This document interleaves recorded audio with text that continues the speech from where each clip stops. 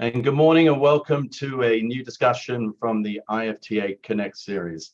And my name is Robin Burt. I'm the VP of Marketing and Membership for the Independent Film and Television Alliance and the American Film Market that takes place in Santa Monica. Today's webinar is part of our new How to Film Finance webinar series presented by Wrapbook. And will feature conversations with experts from our industry on how to best implement a multitude of financing options and approaches which you can apply to your own projects. Before I introduce the moderator, I'd like to thank our sponsor, Wrapbook, the industry's only self-service platform for employer of record payroll and accounting. And now we'd like to show a very short video from Wrapbook.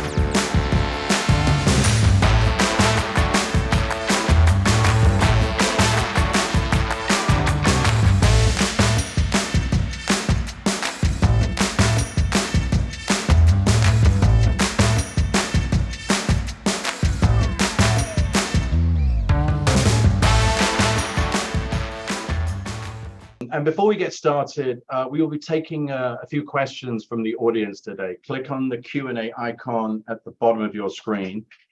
We will address as many questions as we can in the allotted time. I'd now like to introduce our moderator, Patrick Rizzotti, who is the CEO for Blue Fox Financing. Patrick has successfully secured over $100 million in financing for 20+ feature films. He runs the first of its kind film and television debt and gap digital marketplace. Blue Fox Financing, a transactional digital platform to streamline and expedite film financing opportunities for the entertainment industry, connecting borrowers with the largest database of film and television lenders and gap financiers. Patrick, over to you. Thanks. Thank you, Robin. I appreciate it. And thanks everyone for joining. As Robin mentioned, my background before we launched the marketplace was as a producer. I produced close to 20 films, and in every film, or nearly every film, there was always a gap or debt component to it. And we realized very quickly through that process that it was always at the last second that we're trying to figure out who's the right debt lender or gap lender. And during that process, we realized that it was very difficult to pick the lender as you're trying to close all your other financing. And so the reason why I started the marketplace is to really create a scenario where any filmmaker can come to us and we could, go out wide to amazing lenders that are on the platform and really find the best deal for your film. And when talking to Robin and everyone and his team, we realized that we wanted to put together some type of financing structure for debt and gap lending and have a team that really individually all do something different on this panel, but collectively can show everyone a different insight on debt and gap financing. So with that, I'd like to jump in and just kind of explain who each panelist is. Jeremy Ross is, there we go. Hey, Jeremy, how you doing? Good. Jeremy's a film producer and he's a film finance executive. Jeremy has closed more than $100 million in film financing for the independent features over his career, including his most recent animated film Sneaks, starring Anthony Mackie and Lawrence Fishburne. Jeremy is an expert in film financing structures, and because of that, producers hire him to help figure out the best way for them to structure their debt and gap financing. I'm lucky to work with Jeremy at Blue Fox on the financing side, where he provides transactional support to producers when obtaining debt financing. Next, we have Will French. How you doing, Will? I'm doing great. Will is a corporate attorney who originally got into the tax credit world 20 years ago. Will was the first person in the US to finance film credits, and he is an expert in debt finance. Will has been involved with more than 250 film and television projects and has now provided more than $500 million in funding. He's currently the head of film and television at Fallbrook, and we're working with Will and Fallbrook on a number of projects in our marketplace that revolve around tax credits and domestic sales. Hearing Will's insight as a lender during this panel, I think, will be invaluable. Next up, we have Mr. Michael Mendelsohn. How you doing, Michael? How are you? Good. Michael is the producer. He is a producer, and he's also the CEO of Union Patriot Capital Management. Michael currently manages an investment fund totaling over, again, $500 million, specializing in project production finance and film IP acquisition, all revolving around the entertainment industry. He is also the CEO of Patriot Pictures, which is his production arm. Michael most recently financed Nick Cassavetes, which he wrote and directed, God is a Bullet. Fantastic film if you haven't seen it yet.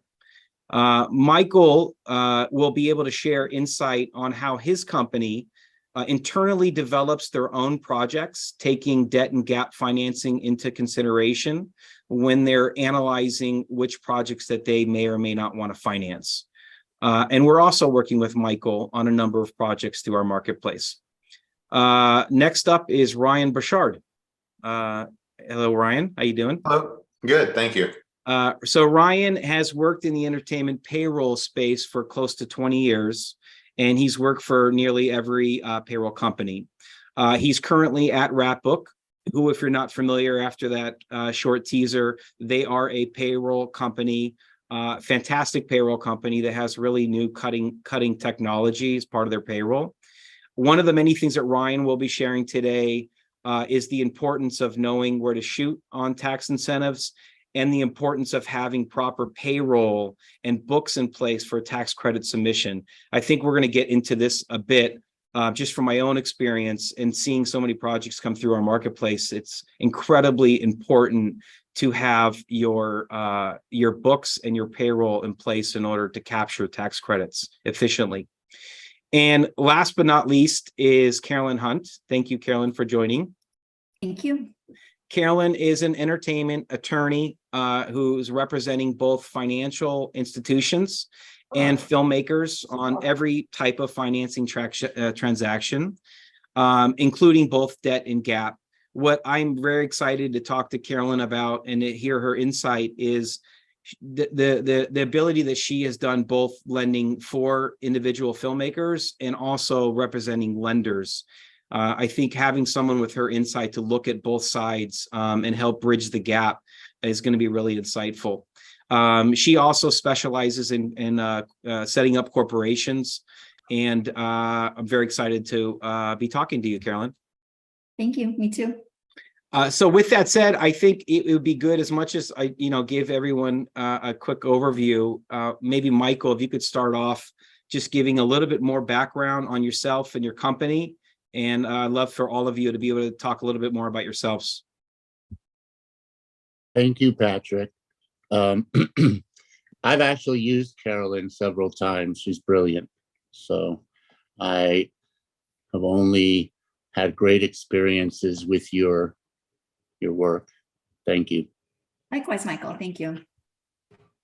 So we essentially finance movies, and in the process of financing them, they have to get sold and cast, and the script has to be developed and redeveloped. So originally I started out at Union Bank of California before most of you were born, and then took over BNP Paribas Entertainment Finance Group, where I managed a portfolio of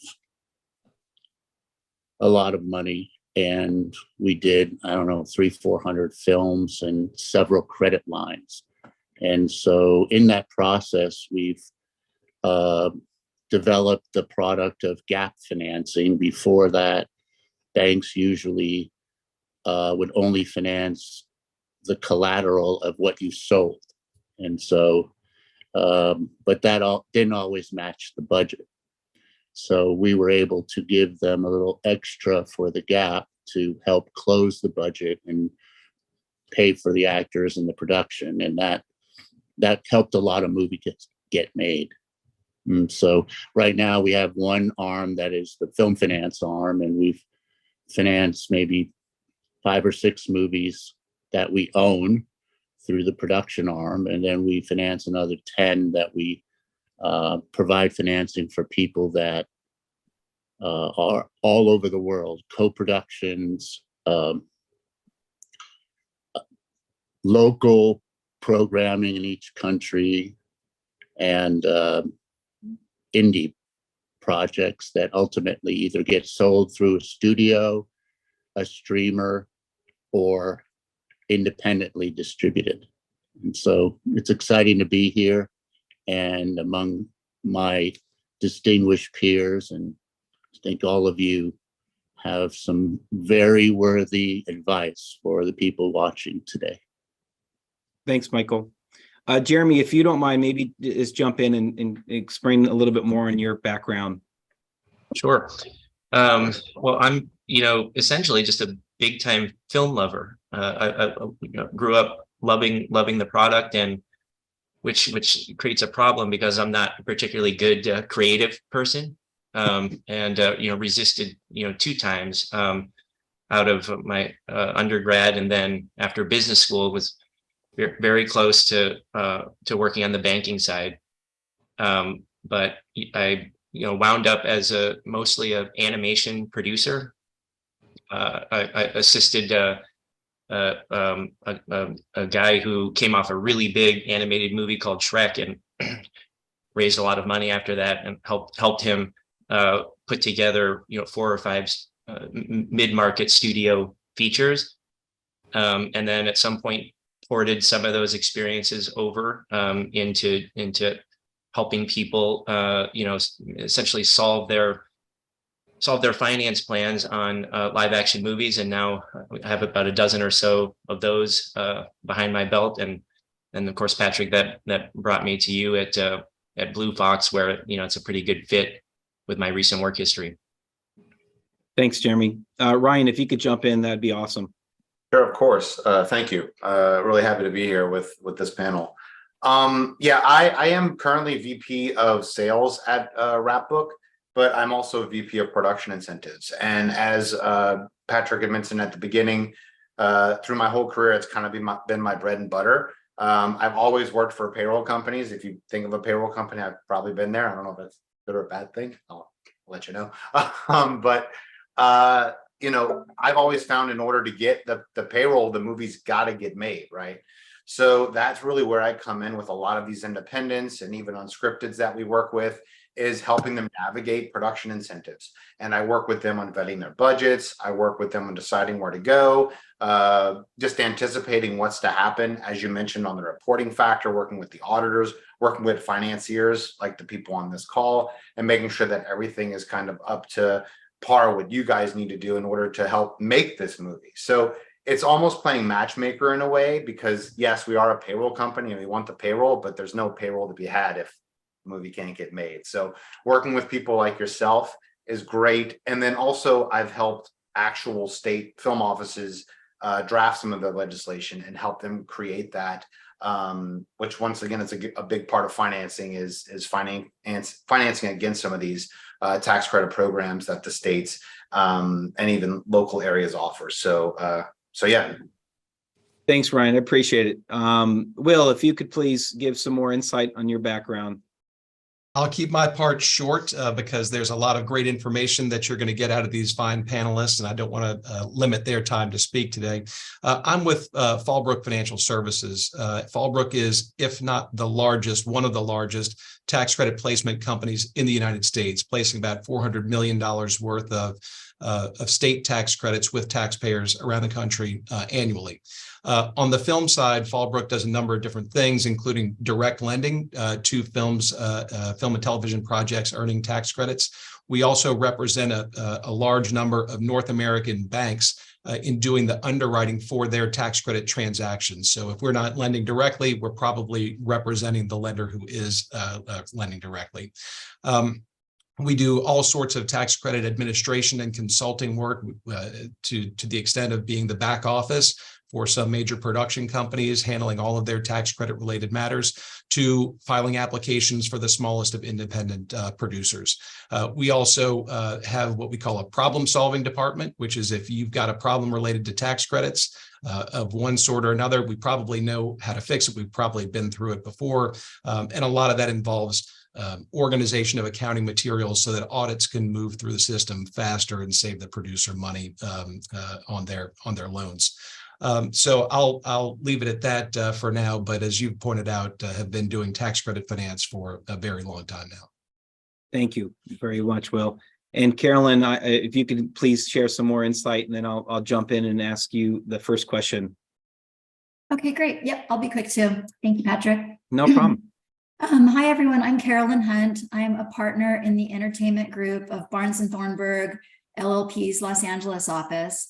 While we're a national firm and we serve most industries, our entertainment team covers pretty much every aspect of entertainment transactions. We have a labor team, we have a music team, we have film and TV, we have tax credits, we have corporate, all things serving the entertainment industry. I am the head of the film and TV group, and my primary areas of practice are film and TV finance and distribution. So I spend a really big part of my time representing clients like Will and Michael and other banks and financial institutions, film funds, high net worth individuals in their film and TV investments. But as Patrick said, I also represent film and TV production companies and also individual producers in their distribution and financing transactions. And for them, I help them negotiate their distribution agreements, sales agency agreements, structure financing, help them work through the incentives process in order to get the tax credit documentation that people like Will need to lend against. Thank you very much. I appreciate it. Well, I'm excited to dig in with everyone and get a lot of insight in this space. Carolyn, just to start off, with yourself, again, representing both lenders and filmmakers, I think it'd be good for you to just talk a little bit about maybe a common mistake that you see filmmakers doing when they're initially trying to structure financing for a project in and around debt and gap financing. It would be, knowing your experience on the lender and filmmaker side, I'd love to get your insight on that. Sure. I would say one of the biggest mistakes I see is when a filmmaker signs the kind of an agreement that a debt or gap financier would consider key, meaning integral to the financing, without understanding what the financier would require with respect to those documents. So, for example, whether it's debt or gap, a financier is going to require that their borrower, the production company, own the rights that the financier is lending against. So the financier or their lawyer is going to want to see chain of title documents showing that this is the case. So it's really important for a production company to either itself know or have a lawyer that knows what the typical financier is going to require for chain of title. And that way they can make sure that their chain of title documents are in a, quote, financeable form. Or secondarily, have provisions in the documents that they're going to be able to be amended if the film financier or its primary distributors require amendments. And then the same thing applies with, big talent agreements, sales agency agreements, distribution agreements, tax credit approvals. So basically, producers might think that it's best to go to a financier with chain of title and distribution and incentives all set up with documentation in place. And that's for sure true. But if that documentation contains provisions that aren't financeable, or if it's missing key provisions, if you make a mistake in your tax incentive application process, and your counterparty doesn't appreciate and understand that you need to get financing for your project and are willing to go back to it, then having these kinds of signed documents in advance can actually be a detriment instead of an asset. I love that. That's great insight. And I think that's one of the many reasons why someone should reach out to you earlier rather than later to make sure that they're not having to go backwards and change something, that they may have done incorrectly. I mean, Will, I'd love to jump in with you too. And if there's some insight that you can share as well on steps that filmmakers can do to avoid when they're coming to you as a lender. And what's one common mistake that you see that if a filmmaker knew ahead of time, they could avoid? You want me to choose one common mistake? That's going to be nearly impossible, because really, when it comes to tax credits, this stuff gets really complex, and there's a whole variety of mistakes that we see all the time. And so I'll try to run through them fast so people can jot them down, but there's some pretty major issues out there. Carolyn mentioned applications. Applications are so important. Producers are presumably good at producing. They're lousy at filing tax credit applications, and for good reason. Some of this stuff gets pretty complicated, and there are 30 plus active programs in the US right now. And so you have to know how to fill out every application differently. And if you mess up, you could be in some big trouble. One issue is not filing early enough. It takes a state like New Jersey, great state, a lot of work going there right now, 3 to 5 months to approve an application. Well, guess what? You might not get a tax credit loan until that application gets approved. So you got to start early. Capping out.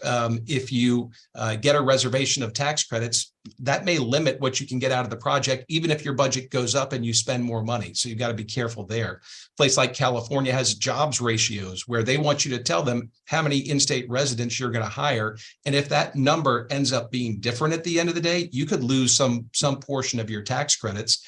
And when it comes to diversity, I saw that Wrapbook had a portion of their video where they were showing diversity tracking. Very important. You could lose all of your tax credits in a place like Illinois if you haven't done the right, if you weren't organized and tracked the information on how many crew members that were minorities or women that you hired and don't have good diversity tracking documents. Other common mistakes: choosing the wrong state because it's convenient. Maybe you live there. A state like New Jersey, I'm not picking on New Jersey, will limit above the line salaries to earning tax credits at $500,000 of spend. So if you're paying some really expensive actors, you may not want to be going to New Jersey. There are other states that don't limit it. So look at things like that.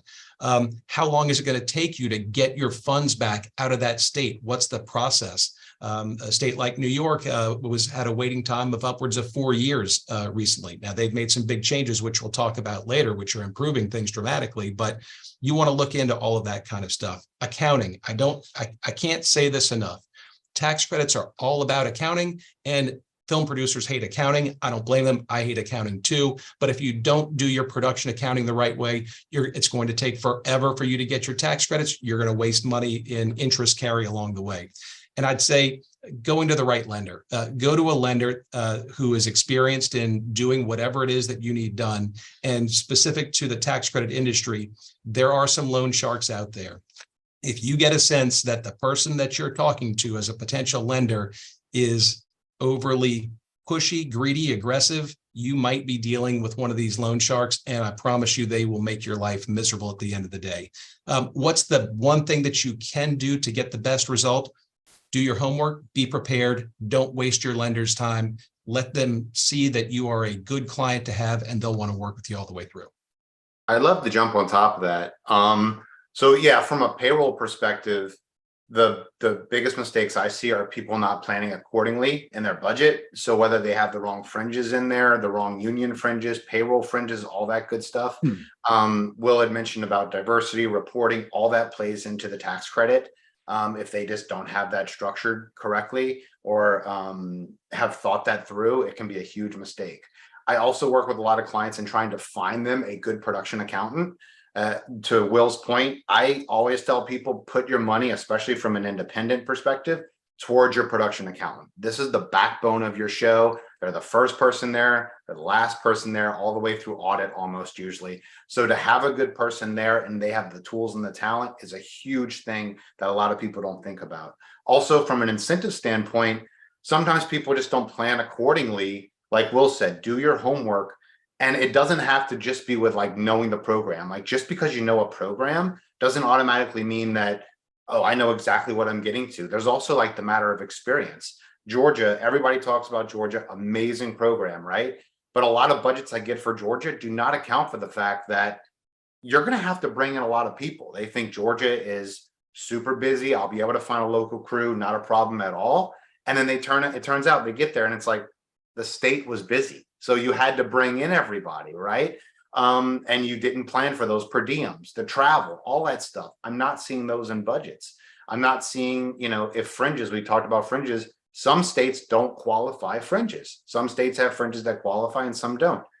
You have to be aware of those things and do your homework. And a lot of people just simply aren't doing that. And they're not knowing. I think, Ryan, just to piggyback on that too. So I was going to ask you about this anyway. There's very little services out there that people have as they're thinking through this. And so I think it's a massive value for someone to be like, okay, obviously I want to try to get the best tax credit, but there's so many other variables at the beginning stages before I pick who I want, before I go to someone like a Michael or a Will. How can a filmmaker try to figure this out? If you could talk a little bit about the service that you provide at an earlier stage, I think it'd be extremely helpful for producers to understand that service is available. Yeah, 100%. I mean, as I mentioned, we are a payroll company, but there's no payroll if there's no movie. So I usually tell people to come to me ahead of time. A lot of times they're coming to me either because of a prior relationship or they just want payroll fringes to put in the budget. And then I'll say, as a value add, free of charge, send me your budget and let's talk about it. And sometimes, like Will's point, they're just going to the wrong state. And it's not because it's a bad state. It's a wrong state for them, right? So a lot of times people say, well, this is the popular state. Everybody's talking about it. It's a popular state, but it's not good for you because of X, Y, and Z. Either there's above the line caps, or they're out of money, or you have to fly everybody in, or you're, super top heavy, or whatever it might be. And so I try to walk people through that and say, like, okay, you're a doc and you're trying to go to a particular state where they don't incentivize non-residents. So you're a doc, so you're bringing your crew from state to state. Let's look at a different state, right? Like, let's look to a similar state that has money that will incentivize non-residents if that's kind of what you're doing. So I try to do that as early as possible. Just to your point, to give people options. People will just call and say, where's the best place to go? And they never like my answer because I say, it's not that easy. Like, I got to know all. Yeah, you got to lift the hood up. That's exactly right. Like, whatever's the best state for you, not the best state in the map. It's very different. Thanks. And Michael, you have such a wealth of experience over the years making films literally all over the world. And I'm sure you've gone through literally every curveball you can imagine when structuring your financing and then executing the game plan on the films that you're financing. If you could talk just a little bit about, your own internal risk analysis, how do you look at projects that come in on the debt and gap side? How do you kind of analyze that project for you to decide if it's something that you would potentially want to move forward with? That's a good question, Patrick. Leading into that, I wanted to just touch on something Carolyn said. When you use the words chain of title, what chain of title also means is, I'm somebody's friend and they gave me a shopping agreement. Well, you don't own the rights. We need to build on something that's a corner property that you have the rights to, not your friend, not your uncle, not your co-writer. These are things that are very important to lock down, and you need a good lawyer to do that. A lot of these things that we're discussing here about the payroll and the tax implications for your production are very important. But for a lot of the producers that may be watching us, you need to get out of the gate. So how do you get out of the gate? So you have acquired and used a lawyer to tie down the chain of title. That usually means you optioned it for a certain amount of money and you agree to pay the writer a certain amount of money upon start of principal, and you have a certain amount of time, 12 months, 18 months. And so that's your first piece of paper that we're going to be looking at, because we don't want to be negotiating with somebody that doesn't own or control the property. And so once we've determined, and it usually comes as a team, this is my producing friend, this is my director, I have this actress from CAA, she wants to be part of it. So you're putting together a recipe to make a cake. And so what we look at is the genre. How well does that genre selling right now with streamers, studios, and indies, you know? And so you have a whole shift in the paradigm with streamers. You know, they're making certain movies that are not what we used to make in the 70s, 80s, or 90s. They're making movies for subscribers, which means a lot of times these people will be on their phone while they're watching. We've never experienced that before, but now they're looking at these kind of algorithms that they have. So we talk to the streamers, the buyers, and we look at what they want to buy. So does the project have a unique voice? You know, there's a lot of people that say, well, I can make a lot of money on horror. We've even talked about that, Patrick. But, Yeah, you know, there are 500 horror movies or more made a year, and 3 of them get distributed and turn out to be insidious. You know, it's very rare. And so you need to make them for a price initially that the buyers can buy. And who are the buyers for that? You know, you've got indie divisions of the studios, but I find the studios and the streamers, they're looking for big ticket items. So some of the smaller companies that are around that can do these kind of movies are Saban, RLJ, Grindstone, and these are companies that we'll be looking at to see who is the buyer. Have you pre-sold any territories? And what is your gap? I recently talked about a big project with someone, and I said to the producer, what are you seeing this price being? And they said, well, I think it can't be made for less than 50 million. Okay. Have you done a budget? No. Have you ever done a budget? No. Okay. Well, who's in it that it costs 50 million?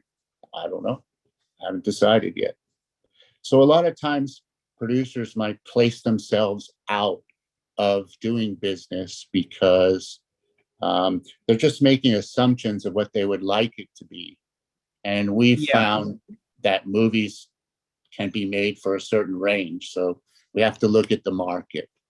and we see that all the time, you know, when projects come through us in the marketplace. And Jeremy, I'd love to get your insight, because piggybacking on what Michael's saying, the very first thing that we look at when a project comes in and whether or not we would even want to take it out is how close truly is it to being financed. And when I say that, what is the debt component? Have they figured out, you know, have they done the work to figure out what the debt element is? Is there an international sales company on board that's at least given estimates and potentially done a couple sales? And is there any equity attached? And although it's possible to fully finance a film, and certainly we all have done it straight through debt collateralized financing, typically there is some element of equity that's needed to help kind of close the gap around the debt and the gap. So with that, I say, Jeremy, you know, you see so many projects coming in and out. You know, can you maybe just give a little of your experience on a project that would differ from that's poorly packaged versus something that's coming through that's ready for the marketplace, so that, you know, any filmmakers listening could really get their head around what they need to do in order for a lender like Will or Michael to be interested in the project? Yeah, totally.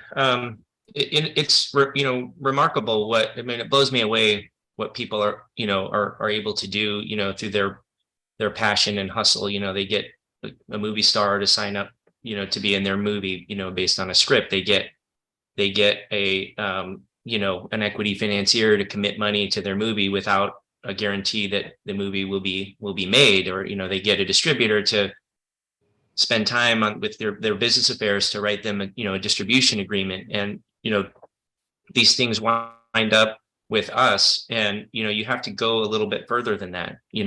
A winning proposition, we have found with a lender is, you have to be able to really clearly articulate your full finance plan up front. There is an opportunity cost to Will's time, to Michael's time, to an analyst that they may put on a project. And, we get a number of submissions, even ones that could be really good, where it's not clear what sources of capital are either, signed or funded.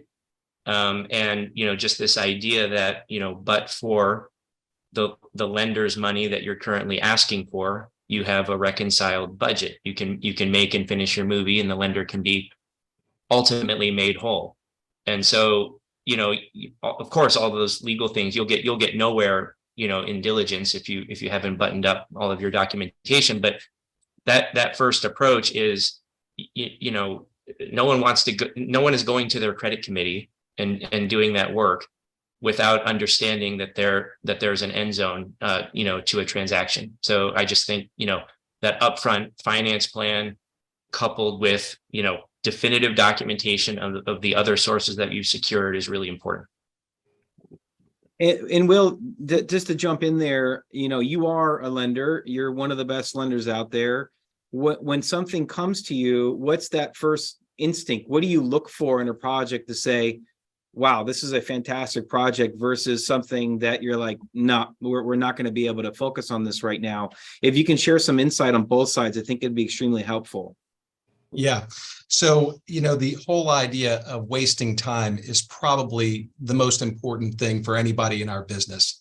We've got lots of deals coming through. You don't want to waste time on one that's not going to be able to close. So you're looking for any indication of, is this deal real, or is this person, or is this deal going to be a waste of time?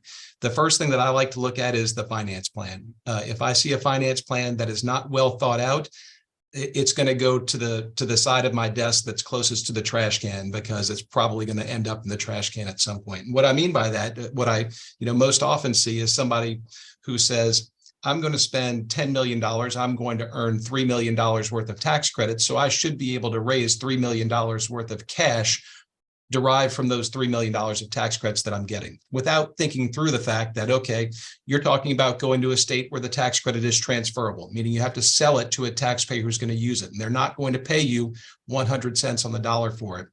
So you have to discount that tax credit. What are the audit fees that go into the process to get your tax credit issued? Does the state charge transfer fees related to it? Loan to value discounts. Obviously, as a lender lending against collateral, I'm not going to lend you 100% of the value of that collateral, because what if something goes wrong and you don't earn quite as many tax credits as you thought you would? There needs to be a buffer. I like to see a very reasonable, well thought out finance plan that does that, not just across the tax credits, but every component of the finance, to show that this person has done their homework, that the assumptions are reasonable, and that they're going to be an intelligent person to work with. The other thing I like to see is, when I ask for information or documentation, I like to get it back very quickly. That tells me that the producer's on top of things. He has the information, he has the documentation there on his system. He's interested in working with you, and he's very responsive. Those are probably the two key things that I look for at the beginning of a production. We will lend whether a production has a completion bond or not. If it's got a completion bond, our first thought is going to be, let's take this to a bank. We represent a lot of banks. We don't want to be competing with the banks in this space. If we can make a deal that's currently not bankable for some reason bankable, that producer is going to get the best possible rates, the lowest rates, and the best deal for financing the tax credits. But if If it's not bankable, if there's not a completion bond, the other way that we're going to lend is based on actual spend to date, which means that we bring in our accounting team to look at all the records. So I'm going to want to know that that producer is going to be somebody who's capable of producing very well organized accounting records so that when we send our team in to verify everything, it can be done quickly and efficiently. Thank Patrick, you. Yeah, go ahead, Patrick. Michael. You have some of the most intelligent people in this conference. Mhm. And they know their business better than anybody. But sometimes we're working directly with talent. It's Nick Cage, it's John Travolta, it's a number of different artists, and they themselves who want to produce a movie, Rosario Dawson, that they don't actually have the time or the ability to put all this together. And the projects may be great. And so one of the most undervalued assets that our Hollywood teams have are producers, because you have an actor, you have a writer, you have a director, they're on strike, but who is the glue that puts this all together? I had a big actor here yesterday. He showed me 4 or 5 movies that he has tied up and developed and he wants to star in. Great. That's almost like we'll give them, through our production arm, a first look deal, because we know that talent is really big, and we'll bring on a big director, that whether it's a Nick Cassavetes or a Mark Pellington, but also those kind of directors are very different from other directors that may do action movies or horror movies. They're auteurs. So there's a whole different business when you're dealing with an auteur director versus someone that's doing a low budget action movie. So we have to kind of gauge all this information and put it into who can you go to with your jewels to make jewelry out of it. And that would be a company like ours. And so sometimes they will never know what Will or Carolyn do. They just won't understand it. So they need to go to an experienced company that has produced, financed, and get that project packaged. And that's the kind of thing you do, Patrick. I've seen some of the movies that we're talking about together. The role of the experienced producer is completely undervalued. Yeah. And so I think for some of the people that we're talking to in this audience who think your project is super special, you've developed something that's a one of a kind. I love that. We're looking for that, something with vision. But I think we have to assume that you can't put it all together because it's very complicated. So putting your team together, the Carolyns, the Wills, and the other people that Ryan and Jeremy, that's key. Yeah. Who's on your team? It's a team sport. Who's on your team? I have And this then you can break discussion. it into this. I have this discussion all the time, Michael, especially at AFM, which is just such a great, meeting place for creatives. And to your point, they always say the same thing. Like, I have this great script and I can't wait to showcase it. But this is, and you said the word, Michael, you say the word, I repeat over and over again. This is show business. And this is why when we're scrolling to the streamers, we see some movies and we're like, how'd that get made? Well, like, they had a great finance plan and maybe their creative wasn't so great, but like their finance plan was great and they got it made. And then there's a script out there floating around. It's the best script that we may never see because they didn't get Michael, to your point, they didn't get the proper team around them. They didn't have the business aspect of it. So, with the audience watching today at this creatives, these people here, it's that business side of the show business that gets your movie made, gets your gym made. Michael's point. And that is precisely why with Robin and Jennifer and Bill at IFTA and why we chose the panelists that we chose, frankly, because we realized, yeah, we could have had 4 or 5 lenders on, 4 or 5 gap financiers on, and you're going to get an amazing perspective. But the collective of what everyone does on this panel is exactly what you and Michael are saying. It's the team. You could be an amazing producer at creative and being able to give notes and fleshing out the script and have not as much experience structuring financing. So, Carolyn, what I know we broached just a little bit, but just, if you can explain some of the advantages of going to you at an earlier stage in development to help kind of structure these types of elements together, I think it'd be important to understand that. Oh, sure. Yeah, I touched on it previously about, signing rights or other agreements without counsel. So it's important, to get counsel involved. If you don't know if you don't know, your way around this yourself, it's really important to get counsel involved before you sign any sort of key agreements. And as Will also touched on, unless you really understand the incentive that you're going for and its requirements, it's important to have counsel to advise you from the early stages. All jurisdictions have some sort of preconditions and requirements, and it's really important to understand these. It's especially the case that you don't want to be in a position where you've missed some of these preconditions that will invalidate a portion of your local spend. If you've been spending some development amounts that you think are going to qualify, but you didn't really understand how the jurisdiction's requirements work. And so all of a sudden you have this spend that you thought would qualify and it didn't. So now you're a little short on your financing. And as Will also said, you could miss some important parts on your tax credit application that could either invalidate it or significantly delay you. And it's not a hypothetical risk, it's a real one. We've seen it be the case where tax credits are denied for simple documentation mistakes. Sometimes it's for example, making expenditures through a company that, even if it's related, it's different than the one named on the application. A lot of times financiers are going to require that you set up a single purpose entity, a bankruptcy remote company to produce your film, so it doesn't have any other attachments, et cetera, on it. But maybe you filled out your tax credit application with your actual company name. And so sometimes that can result in spend being not qualifying. So it's really important to have a lawyer go through your paperwork with you before you submit it to the tax office if you're not experienced in it yourself. Also, even just little mistakes on the application that may or may not affect your tax credit. The tax credit financier and its counsel, they're definitely going to go through the application and make sure you did it right.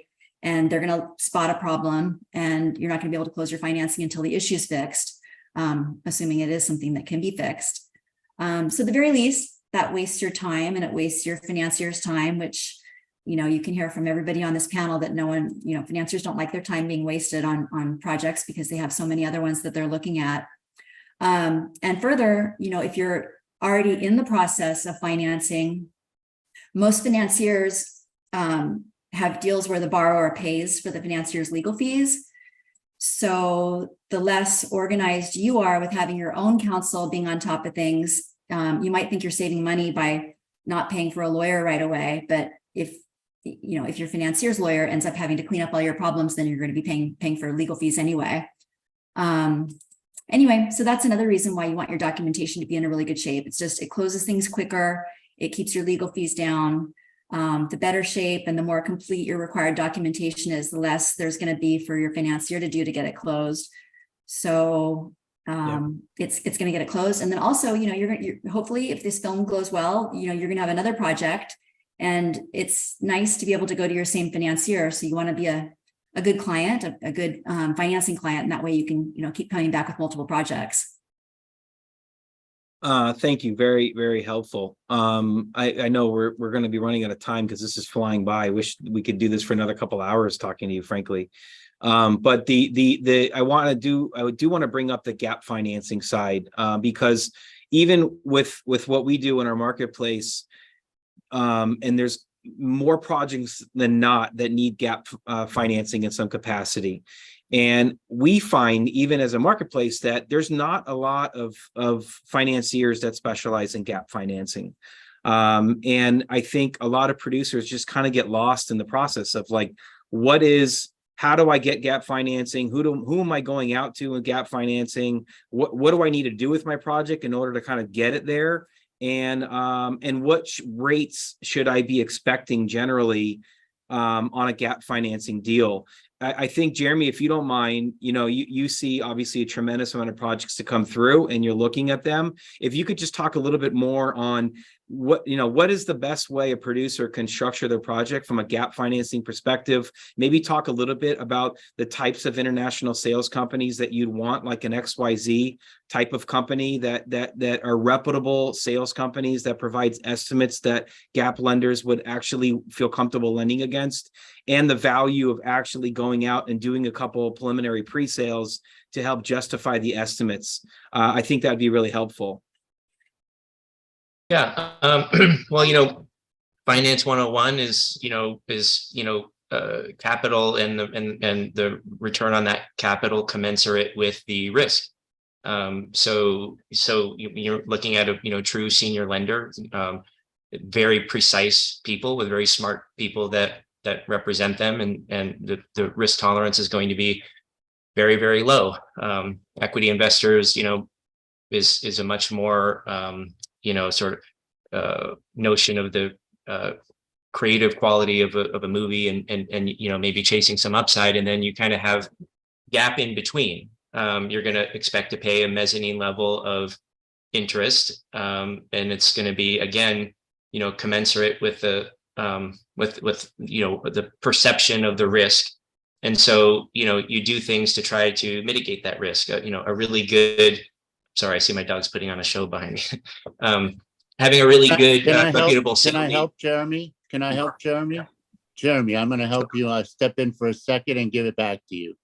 So if you have a fully collateralized deal, a traditional bank can do it. So they might charge you 8%, right? If you have a deal that's half collateralized and half gap, well, they might not give you your full gap. They might only give you a portion of that gap, and they might charge you 11, 12%. If you only have a tax credit at 40% and no other sales, then you essentially have to assign that project over to somebody to cast, to budget, and to make into something that you can sell to get beyond 40%. Now, to do that, you have to have credibility and money. You come over to Carolyn's shop and she doesn't know you, you better have a $25,000 or $50,000 check on you. A lot of these people here, well, they're beautiful, they're friendly, but they're very good business people. And so they don't have time for people that are, walking down Hollywood Boulevard, spouting out the script that they have on a loudspeaker. You have to be strategic. So I think the great thing about Jeremy and Patrick's company is they have the ability to sort out, well, this is a traditional loan, so we'll go here because that guy Mendelsohn is going to charge you too much if you go over there, right?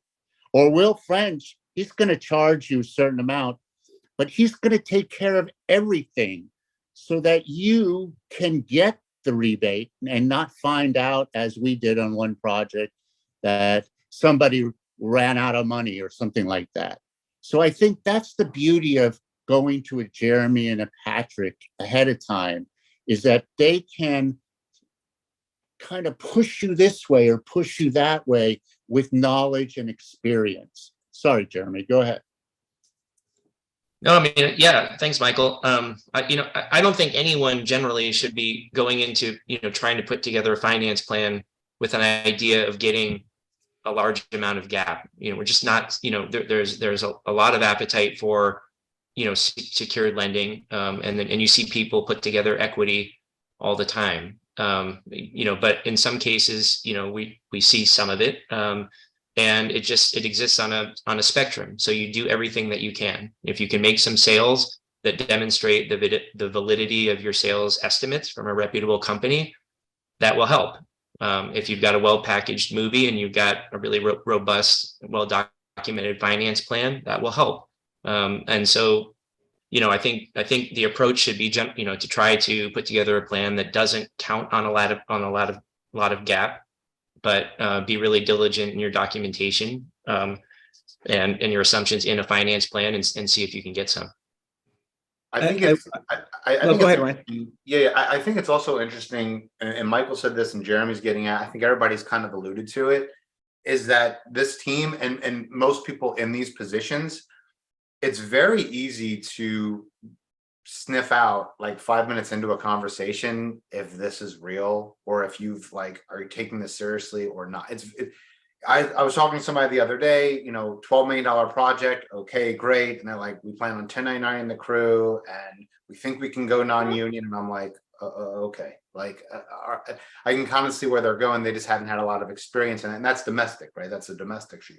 So I'm like, I don't, that doesn't feel right to me for a variety of reasons, just because I just know they could be flipped and all this type of stuff.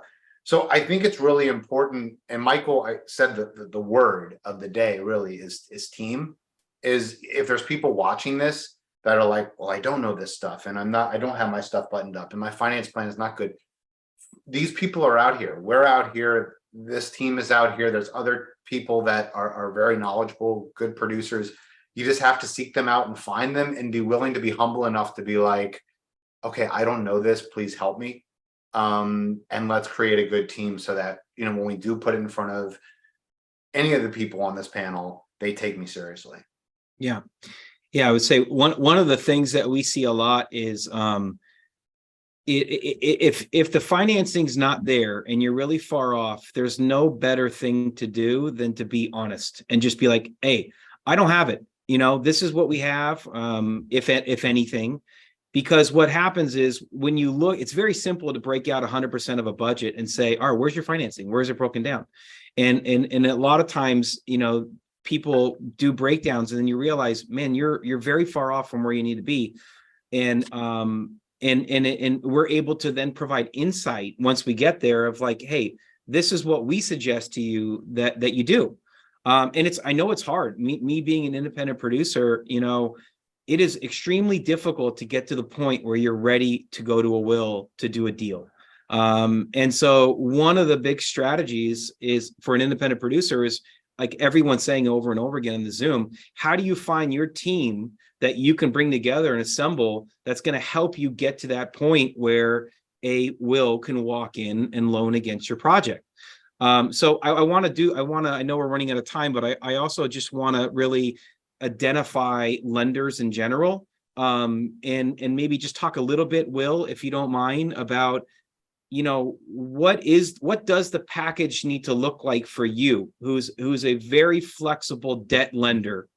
What do they need to have in place in order for you to look at something and say, I think like what tax credits, USMGs, international pre-sales, what does that need to look like for you to say, this is something that we would be interested in?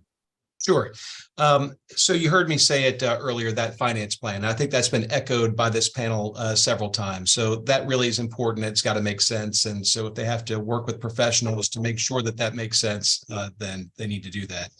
I want to know about the producer's background, what they've done in the past, what their projects have been. I want to know about who the line producer is that they're going to be using. Sorry, the dog is, that's the benefits of working from home. I don't know if you can hear it, but the dog's going crazy with the mailman.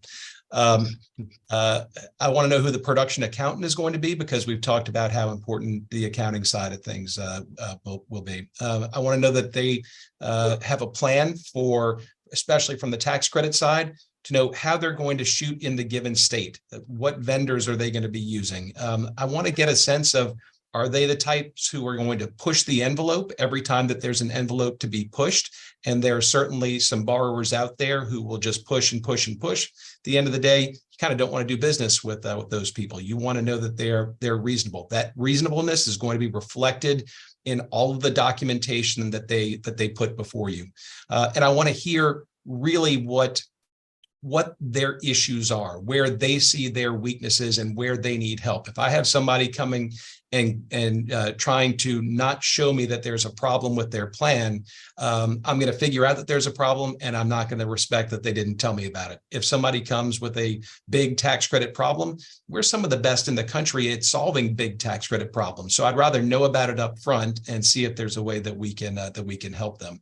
And then, of course, I also want to know, what is the plan for the rest of the financing for the project, and is it realistic, and who are they going to go to, and those types of things. It also really matters who is the first person that calls me about the project. If I get a call from Blue Fox, I know that you've done your due diligence on the project, and that this is one that I should be paying attention to because you've already sifted out the ones that don't make sense. So those are the kind of things that I'm going to look for, and again, that responsiveness and good access to information and documentation. I have a question about that, actually, and I think it might be something that might echo what this audience or a lot of people in this audience might think. Is we've all talked about a lot of stuff, the business side of it, but what about the show side of it? So, like, Will, you didn't mention the script. Does creative mean to this group? And I just, once again, for the sake of the audience, I'm curious myself too. I mean, for me, it's like if somebody runs payroll, they run payroll. Like, I look at their budget. But does it matter if they come to you and everything's in order, Will, for example, and all the things you mentioned, checkbox, checkbox, but the script is about a guy buying his newest desk fan or something? I don't know, but like, how much does the creative play into it? And I'm sure this could. Can I answer that? Please. Can I answer that? If it's gone through a foreign sales company, say XYZ or Voltage or Lionsgate, and their sales already, and the director is maybe first time, maybe not, and the story is about a doll that dances and then goes from the doll world to a real world. Sometimes we as financiers need to let the process work and not mess with the script, okay?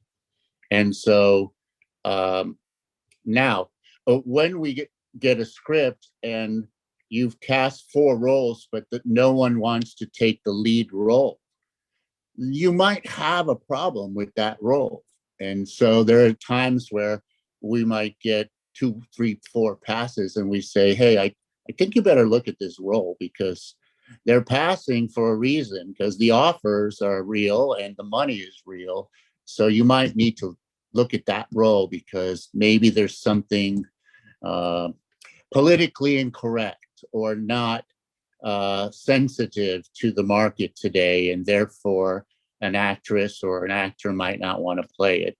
So we have to be careful that the script is good, it has the right ending, but also, is the script that they're bringing you for 3-4 million have 72 major action scenes? Because I can tell you that script already can't be done for less than 15-20 million. So you've got to start sorting out how much can I afford and what's in the script. And Carolyn has a husband at Film Finances. Is he still at Film Finances, Carolyn? Yes. Mm-hmm. Okay. This guy's brilliant. He lucked out. He got the best girl in town. But he's at Film Finances. No one's mentioned a completion bond. Sometimes you need a completion bond. And a guy like Carolyn's husband, who works at Film Finances, and that's an old organization. Ransohoff bought it out. And so you need a completion bond also to tell you, hey, can this be made? Because then they're going to have to sign on the line, right? And say, I guarantee this can be made for this price with this script in 9 months. And the bank depends on it. Not every finance entity knows how to physically make a movie, right? So on the other hand, you might be a writer or director or producer, and you're like, this is too much for me. I don't want to do this all. I don't want to talk to Will. He's a nice guy, but I can't even do my own taxes. How am I going to get Will's whole rebate done, right? So then you might have to sign it over to somebody who knows what they're doing. Yeah, and I will say also just to jump in, Michael, and Ryan, to answer your question, you know, just from my own experience, there's kind of two ways to look at things. One is if it's straight collateralized project, that's 100% a collateralized loan, then it's probably a different perspective creatively, because you're just looking at how probable is the contracts that I'm going to get my money back. And to add to what Will said earlier, I think it was Will, the team around the project, the line producer, the producer, whether it's bonded, those elements are crucially important for someone like Will to feel comfortable that he should do this loan, even though it's entirely collateralized, where someone like Michael, especially if there's a gap element where there's unsold territories, is perhaps looking at it through a slightly different lens. He's clearly going to want to know that the team's there, that something's not going to screw up, but also he's more worried about future sales. What can it do in the future? What's the probability that this thing's going to go out and sell? So And yeah, the quality. Will, yeah. And the Patrick, can I quality. add to that? Yeah, go for it, Will. So I think you nailed it when it comes to a collateralized lending versus uncollateralized or gap lending. It really, when it's collateralized, you're looking at the probability that the collateral has value. From my perspective, as a collateralized lender, I don't read scripts. I haven't read scripts in a long time. I'm about to start, though, because there's a new state in the game, Texas. And Texas is putting up a couple $100 million, and they haven't had a program in a number of years, but they're about to get back into the game.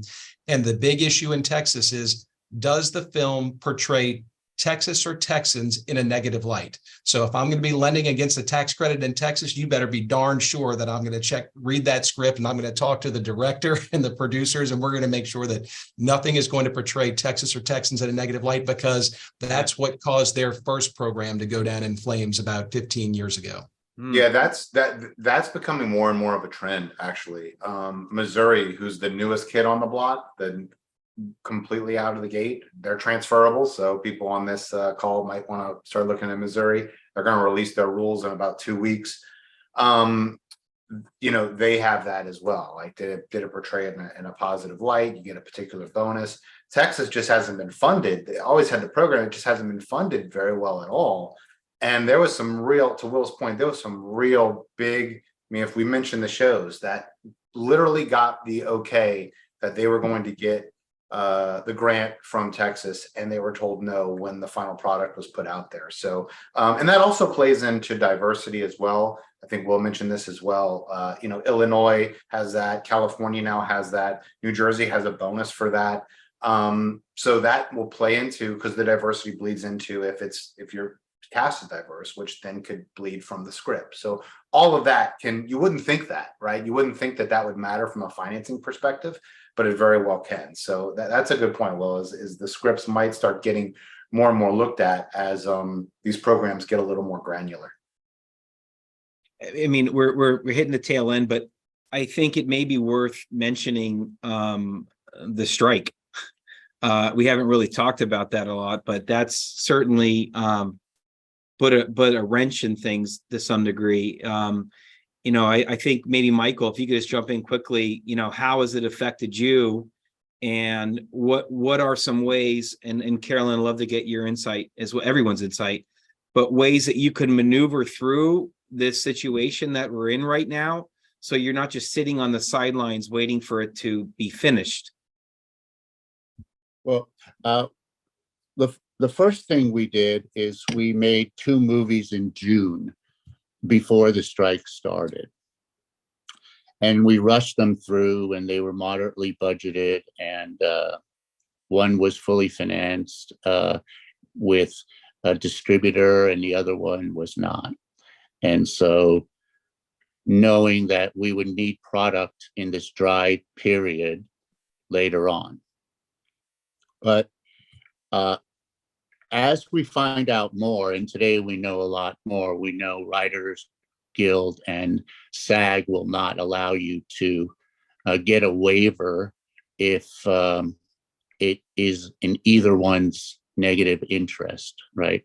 Because up till that point, Mark Wahlberg movie was getting a waiver directed by Mel Gibson, and Anne Hathaway movie, and on and on. And these are big studio names getting waivers. So the Writers Guild got together with the directors and the actors and said, hey, you're not helping us with these waivers.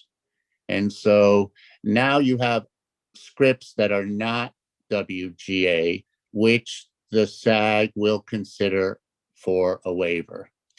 But in your offers to the actors, the agents, who we haven't really mentioned very much here, the agents that represent the actors want to know that you've applied for the waiver, or you're of some substance as a company where you've worked with SAG so many times that you will apply, and then they will consider a waiver before they will commit their actors to the project. Yeah. So, and so that is something which, again, a Carolyn would have to then make sure the waiver that you're actually getting is valid, and that you're adhering to what the laws on waivers are, because there are several laws regarding background actors and lead actors, and the diversity they require, and the tiers. That's the other thing we didn't mention, is the tiers of actors and in SAG. Things cost a certain amount, low budget, moderate versus tier 2 and tier 3. So these are all things that have to be worked out with the bond company and with the line producer. And so, and some of the line producing entities like the UPMs, costuming, truck drivers are all sympathetic to the Writers Guild and the Actors Guild. So, you know, you have to make sure you've lined all these people up and they all are, again, a team, all for one, one for all. Otherwise, you know, you can't get your stuff made without the Teamsters driving it there. For Carolyn, example. if you don't, I know we're hitting the end, but Carolyn, if you could mention, we're getting a lot of questions just generally on the difference between a waiver and an interim agreement. Can you just, you know, clarify that for anyone who's not sure what the difference is? Yeah, I mean, right now, it's really just interim agreements that are being given out right now. So SAG will give a company that is not part of the AMPTP an interim agreement. So it's basically an agreement that looks like what it includes, the provisions that they sort of anticipate or dream of having in their new agreement with the AMPTP. So it will allow you to make your movie. You're including, you know, provisions that SAG is imposing on you. We're also just looking at some of the questions coming through now. One question that seems to be coming up is non-US productions, non-US producers. And I you know, if anyone wants to jump in, but I will mention on our side, on the marketplace, we look at projects all over the world. You know, traditionally on the tax credit side, it's typically gotta be with a particular country that is known to have a tax credit versus something that's brand new. You know, because what happens is the second a particular country doesn't pay on a tax credit, then oh, we got the mailman here. That's okay, no problem. Have a good day. That's a finance plan. That's a finance plan that was just delivered. Yeah, exactly. And the yeah. second that a country doesn't pay on a tax credit or a particular state, everyone knows immediately, and nobody wants to lend. So I would say that you know, the general answer is yes, all over the world. I know Michael and Will, you know, will lend on any reputable tax credit, or with that also a reputable pre-sale, international pre-sale. You know, yeah. So anybody want to add to that at all? Yeah, I can. Like, so for example, sometimes there's a new tax credit that's coming out in a country, and you know, maybe a US financier might not be familiar enough with it to lend against it. So for example, you know, Greece has tax credits that came out, and some US financiers weren't quite comfortable with it. And so we represent a Greek bank. And so, the Greek bank, they were more comfortable lending against it. And so, you'll sort of see what happens if a couple of deals go through well with it. Maybe more European banks will start to lend against it, and then eventually US banks will. So a lot of times that's the way it goes. Anybody else on that? Or I think We've seen a lot of activity looking to go overseas at this point. One, because of the increase in production incentives. If you go to AFM in the main, hotel at AFM, on every floor there are banners for new countries every year advertising their tax incentives, and so the world is competing for the film industry. And the U.S. is in a tight spot right now because of all the strikes, and so people are definitely looking to film overseas right now and avoid some of the headaches caused by the strikes. Yeah, and there's a lot of popular areas. I mean, I hear Malta quite a bit. I mean, Ireland, they're not that old, and I'm hearing a lot of people budget for that. Actually, I've seen 2 budgets for Ireland with that new credit program. So I would just say, if you are going to go international and you're not familiar with it, to work with an international producer or a co-production of that sense, just so you have some experience to that. But yeah, once again, it all falls into do your homework and get that team around you. So if you're going international, get somebody that has that experience. Another thing is, sometimes you go to a country not because they have a rebate, but because that country costs less than, let's say, an American Union crew, right? So, Eastern Europe, Latin America, Indonesia, these are places where they have certain types of lower cost crew that you might want to take advantage of. But the other thing is if you have a movie that takes place in the desert, it doesn't help you to talk to Ireland about their co-production deal because there's no desert in Ireland, right? So you've got to also be clear, if you're shooting a Paris movie, you might have to do a week in Paris, even though the sets are built somewhere else. So I also experienced something for the first time. Is I was shooting a documentary in the Baltic Sea. It was about shipwrecks. And in the middle of our shoot, Russia invaded Ukraine. And so we found ourselves with a dive movie surrounded by warships and various planes and helicopters flying overhead. So you sometimes find yourself in a foreign country unprepared or needing to adapt to changes that you just couldn't know or unfamiliar with. Yeah. I will add too, just from our experience as producers, of how critically important it is if you're shooting outside of a particular area that you're comfortable with, both logistically and also from a debt standpoint, is having an amazing production services company, like boots on the ground that are there, so that you're not just going there trying to figure it out yourself. And also too, I'm sure the Wills and the Michaels of the world will want to make sure that whoever's overseeing the physical production in that area really has shot there before and knows the crews, and they feel comfortable that they're going to manage the production properly. Yeah, that's an excellent point, Patrick. Very important. And that production services agreement, you need somebody as talented as Carolyn to do it, because they can also be complicated. Yeah. I think it would be good to, if there's, any other advice. I know we've tackled a lot of different topics, but Jeremy, maybe just jump in here and, if there's something that you're thinking that we haven't talked about in the world of debt and gap financing, like, what is some other advice that you could share with everyone? I think you hear a lot of talk about team on this call, and I'll just, say it one last time. There's, I think the notion of making a movie or being a part of Hollywood is an aspirational thing for a lot of people. And if you're doing, a Hollywood movie, you need the appropriate sort of Hollywood help. I think it's a privileged to work on these movies, and you've had examples of movies where someone just their dream totally comes true, in an improbable situation, comes success, but you're probably a lot better off future-proofing yourself with people who kind of know what they're doing, so that the process can be a lot more predictable. Yeah. Carolyn, I want to mention this. I wanted to get your opinion on this too.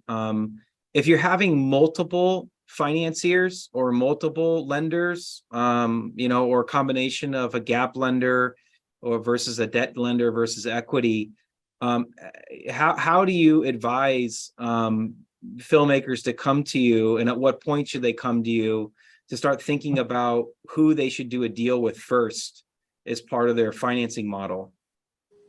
I would say as soon as they have somewhat of their plan together, depending on if they know where they're going to be shooting, whether it's going to be a European location or whether it's going to be a US location, we can give suggestions of who might be the best people to work with.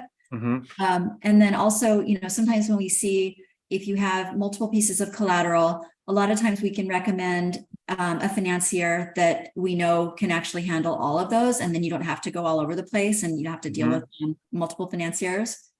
So I would say as soon as you have at least an inkling of what it's going to look like. Yeah. I also think that goes back to the team again. Contact somebody in our office. Natalie Perota is very active in these things. Grace Santos and Ann Jordan do a lot of the documents and business affairs, when we don't use outside counsel. And so there's a lot of people on the team. We're just maybe the tip of the spear. And so get to know the people like a Patrick and a Jeremy and Ryan.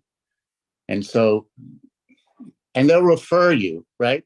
Don't we refer a lot of people to different people? Like, I know this guy is in special effects, or I know Will, he's a tough guy, but he's the best at tax rebate stuff, And so we also have a feeling of referrals as part of being in the community. And I think, that's the best thing about this group is this group can refer you to people to help you with certain issues. And in Carolyn's case, if she refers you to someone at Film Finances, your whole production issue is half solved just by being with somebody like that. So I think referrals, ask for referrals. If you don't know, ask somebody to refer somebody to you. Patrick, I've got one last piece of advice. I'd be remiss as a tax credit person not to at least provide an overview of some of the top states out there right now. So if you'll permit me to just take 30 seconds. That'd be wonderful, Will. So in 2022. I'm going to write this down. Will, I'm going to write this down. Oh, this is recorded, Michael. So you don't have to write anything down these days. In 2022, 2023, New Jersey surpassed New York, which was having problems keeping up with the flow of productions coming through and getting people paid out in time. And New Jersey really saw a lot of business. New York has now fixed that problem, has allocated $700 million a year to their system. That's going to speed things up a lot. We're going to see New York reclaim some territory this year. Illinois has just made a very good change of allowing non-resident talent to qualify, which they didn't before, which really opens it up for 9 out-of-state residents to come in and still earn tax credits on what you pay them, up to 4, I think it is, above the line cast members per film. It's a game changer for Illinois. I think we're going to see a lot more business going there. You've got the old faithfuls of Georgia, Louisiana, New Mexico. Georgia is by far the largest program in the country right now. I don't know the exact numbers, probably more than $1 billion a year in tax credits being issued. Lots of production activity in Georgia. As you pointed out earlier, it can be hard to get crews when things are really busy in that state. Louisiana is one that has a very nice back end cap of $180 million a year. And there's, in no danger really of having it exhausted, not getting enough attention these days. And then of course, New Mexico is always a good steady jurisdiction to go to. we got to be looking at Texas and Arizona. Arizona is back in the game also. And remember how close to California Arizona is. You know, some people are going to say, why am I going to take the trucks all the way through Arizona to get to New Mexico to film my movie? So I'd be looking at those two states in the coming year or two to see how those programs start to work out. Lots of things changing on the tax credit front. As always, we'll always be here to keep you up to date. I do always try to push people to the little hidden gems too that fall between the cracks. Mississippi is really popular with independents. There's a reason why, with it being straight, it's not a credit program. It's falls within the cash programs or the rebates and the grants. And they actually just changed something with their program where you can get more, upwards of 40% fully back if you're doing episodic. They really haven't been showcasing that, but it's actually very interesting. So them and Alabama, they really get a lot of independence. I mean, I'm sure a lot of people know on this call, if you hire a particular person who he's a very famous actor that lives in Mississippi, you can get a lot of additional bonuses there because he's a veteran and he's a local. So, don't forget about the little ones too. Will mentioned the great ones, but there's little hidden gems hidden through the map. So reach out to him, myself, any of these people on these calls. We're looking to guide you guys to the right place for your show, not the best in the country, the best one for you. Yeah. And just to add, I know I mentioned, I'll say one last thing too.